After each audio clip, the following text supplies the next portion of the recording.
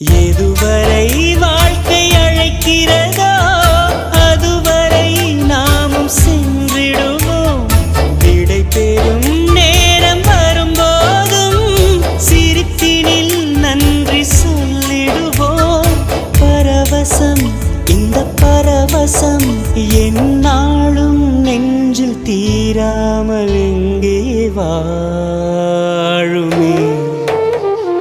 கடவுள் தந்த அழகிய வாழ்வு